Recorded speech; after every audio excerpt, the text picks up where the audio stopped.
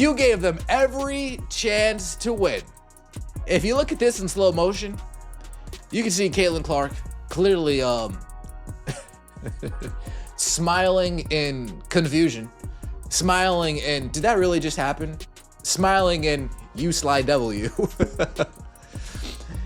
And she says, she points at the other team, you gave them every chance to win. Oh, goodness gracious. Caitlin Clark, she's chomping at the bits to start talking to these referees during the game. The WNBA has landed itself in yet another firestorm, and this time Caitlin Clark and Sydney Colson aren't pulling any punches. They've had enough of the rigged officiating, the double standards, and the league's ridiculous obsession with silencing its stars instead of protecting them. What should have been a night to celebrate a hard-fought Indiana Fever victory turned into Exhibit A of how the WNBA's credibility is collapsing in real time. This is kind of where everything started at with Sydney Colson. So this is the timeline here. Let me get this pulled up here. This is interesting.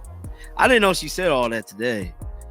Okay, this is interesting here. She started off last night by saying at a certain point in the league's existence, I'm going to need for Kelsey Mitchell to get the same whistle as each other stars. The way she gets assaulted is insane, actually. And I've considered roping my sister in it to have office purse charges. It all started after Indiana squeezed out a dramatic 76-75 win over the Los Angeles Sparks. Normally, that kind of game would spark joy across the Fever locker room. But instead, the conversation wasn't about the win. It was about yet another round of bizarre, one-sided officiating that left players, fans, and analysts shaking their heads in disbelief. Do you think the WNBA will clean up this mess? Let us know in the comments below. Let's go. Who paying you, ref? Who you betting on? And mind you, there was some problems going on with the shot clock throughout the game. But man, there is no way. Right at the end of the game, you should be on top of it. You telling me you're not paying attention to when some hands touch that ball? Come on, man. And then to reward them with the timeout, like, fam, that's crazy work. Look, Caitlin Clark, like, what is going on here?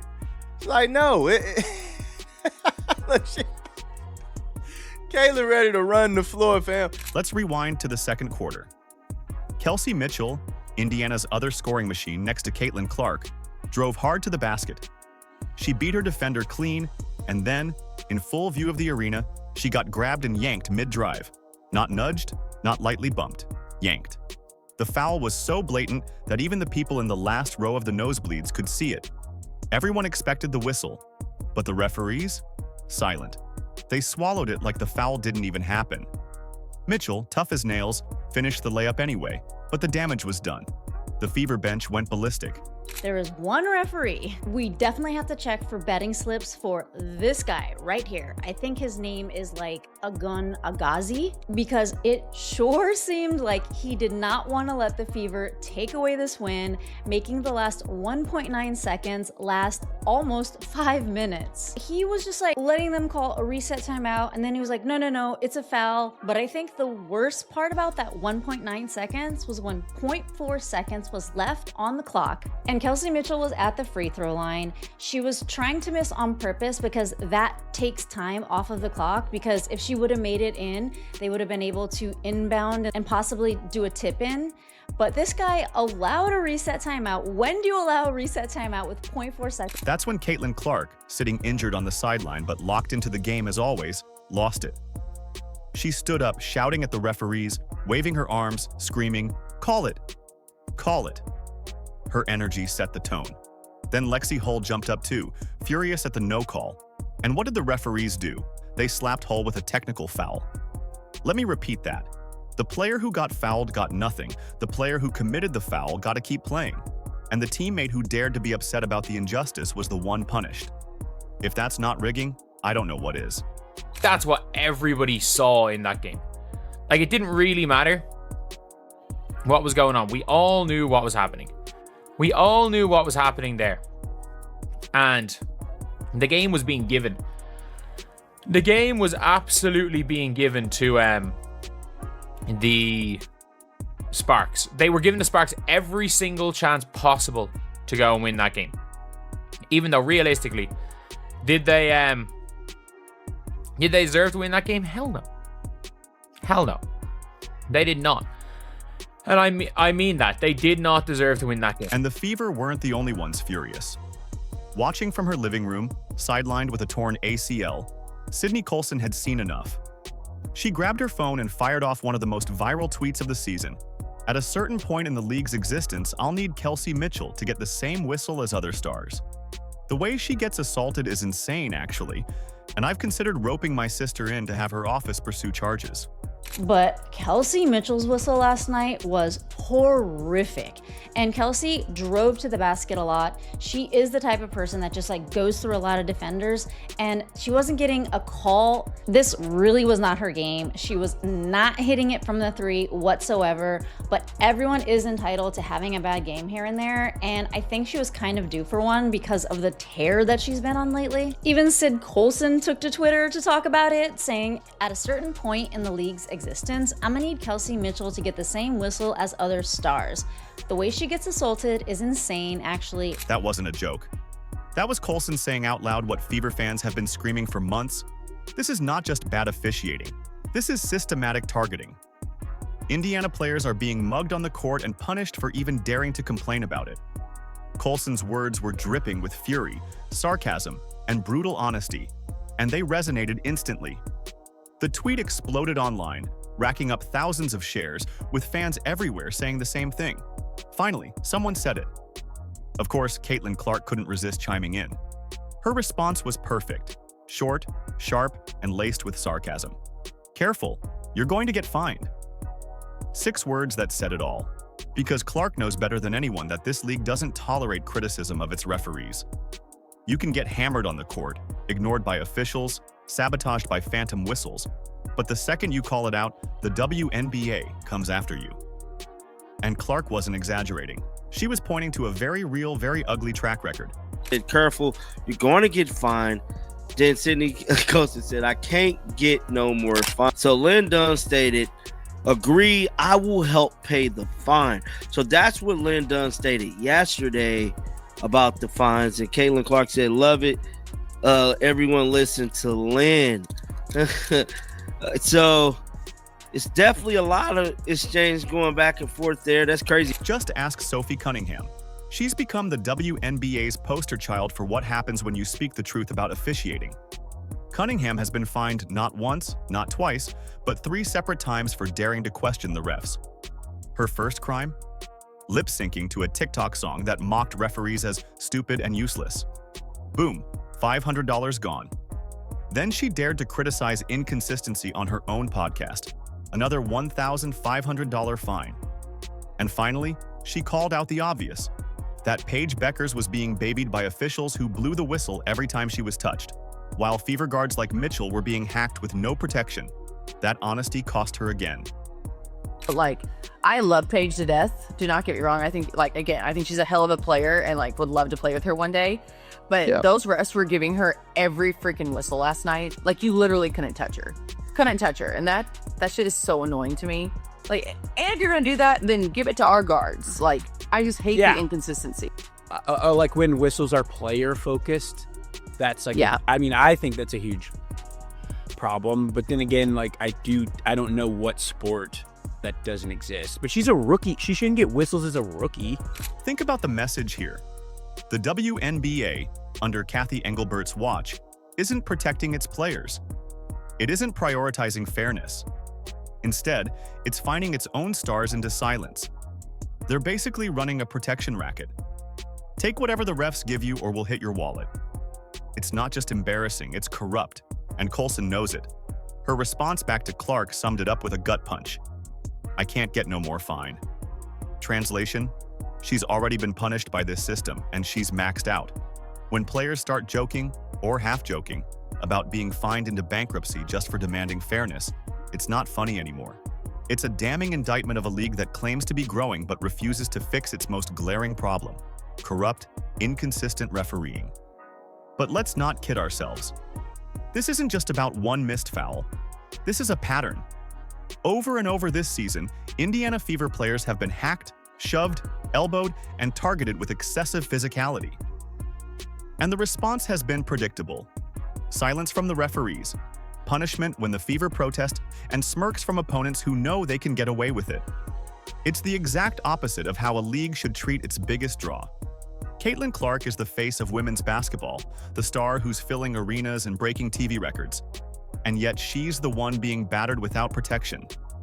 More people are talking about the refs than that. More people are talking about Caitlin Clark's reaction than that. And that just sums up how bad the refereeing is that we have seen an unbelievable game. We have seen an unbelievable game.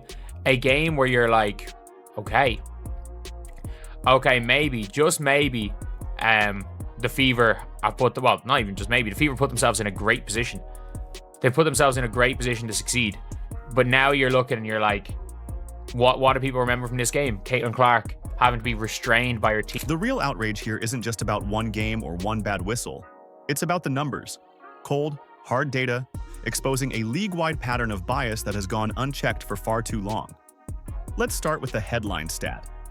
Caitlin Clark alone has absorbed 17% of all flagrant fouls committed in the entire WNBA this season. Think about that for a second. One rookie, one player, has been the target of nearly 1/5 of the most violent, excessive fouls in the league. That isn't physical basketball. That isn't rookie growing pains. That's targeted harassment dressed up as competition. And the referees, along with Commissioner Kathy Engelbert, are standing by whistling Dixie, pretending it's business as usual. And it's not just Clark. Kelsey Mitchell has become the poster child for silent whistles. As Sydney Colson pointed out in her viral tweet, Mitchell gets hacked, grabbed, shoved, and undercut on a nightly basis with little to no protection from officials. Against the Sparks, Mitchell drove into the teeth of the defense again and again, but somehow earned just 2 free throw attempts. The entire game. 2.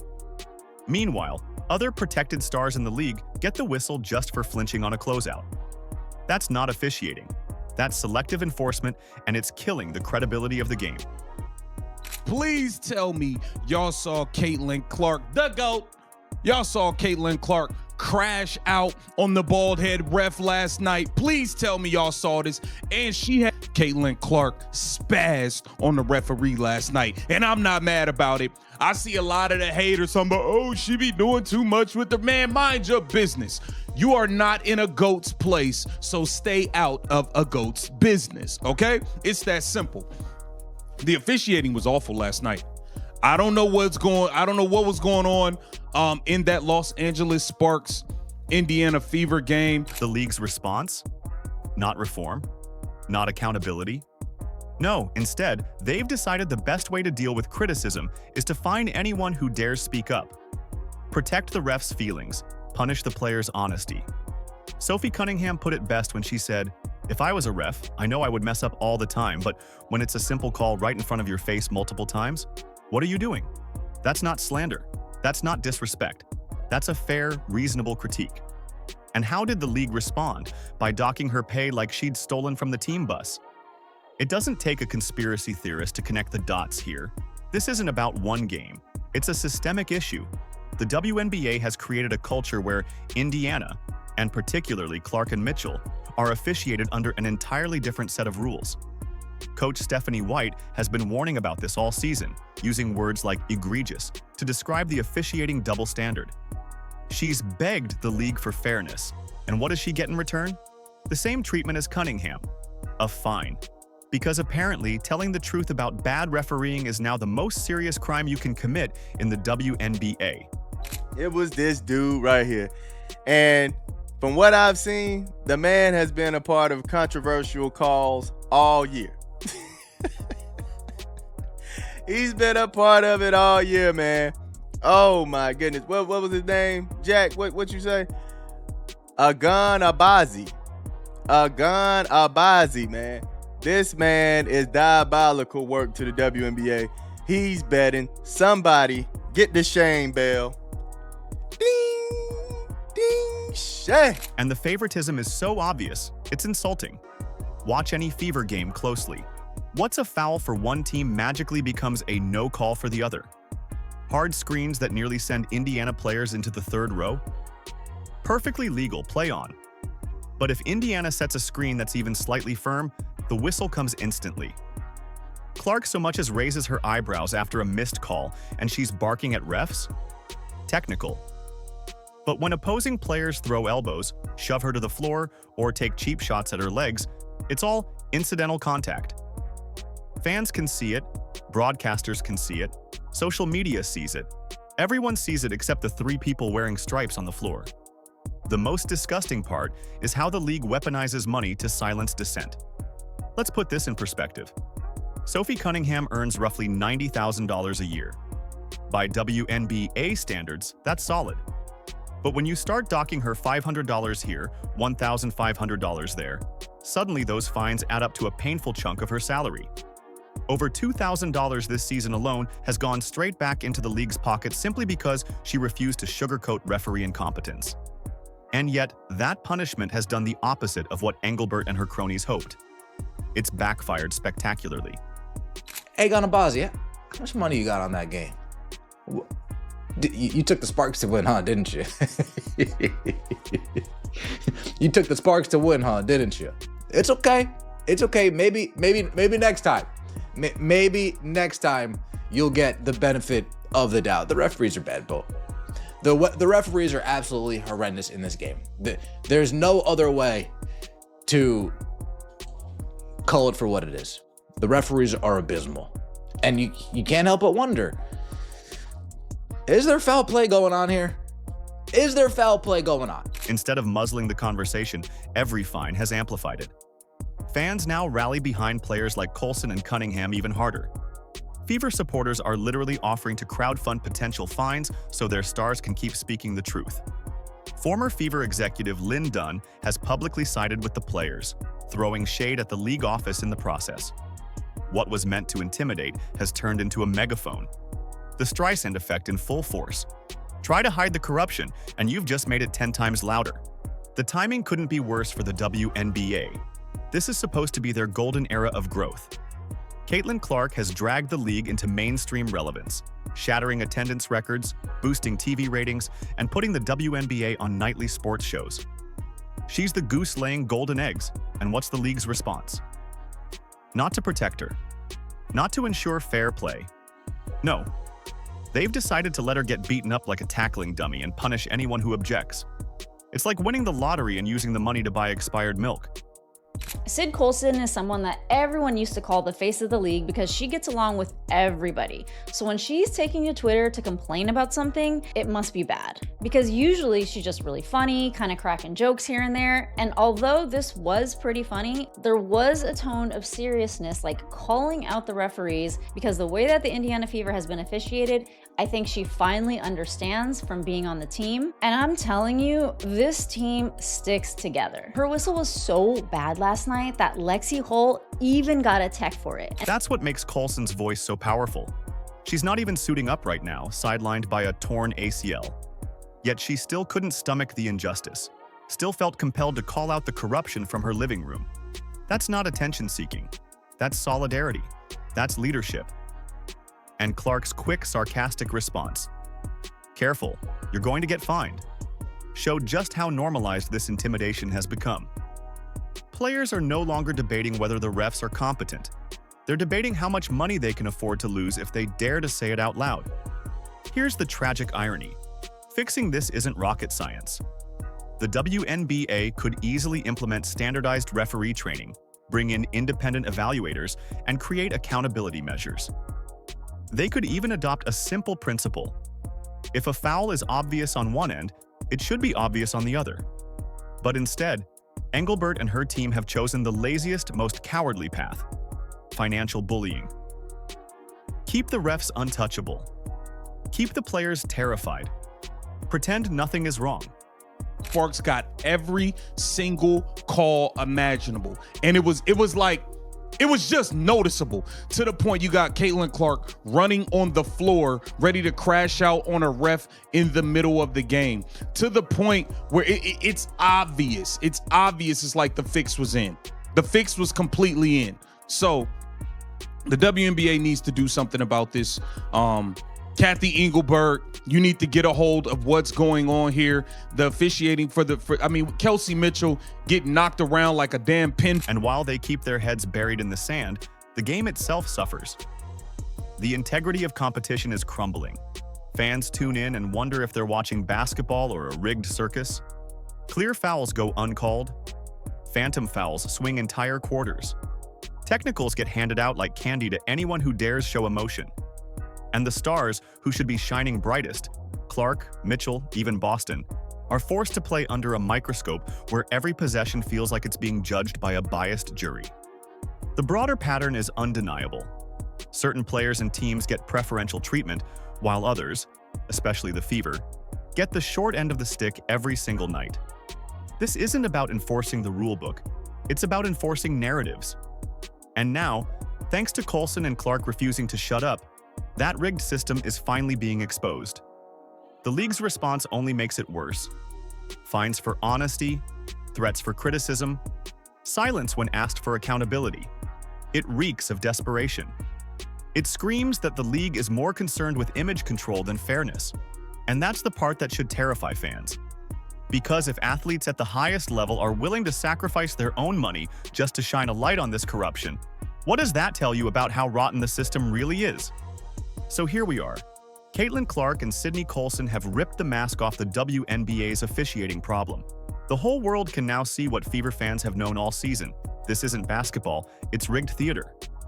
And unless Engelbert and her referees face real reform, every Indiana Fever game will carry an asterisk. The question now is simple. Will the WNBA finally listen to its players and fans? Or will they keep punishing truth-tellers and letting corruption thrive? Based on their track record, don't hold your breath. Do you think the WNBA will clean up this mess? Let us know in the comments. Like, subscribe, and turn on all notifications so you never miss out. Click the video on the screen, and we will see you in the next one.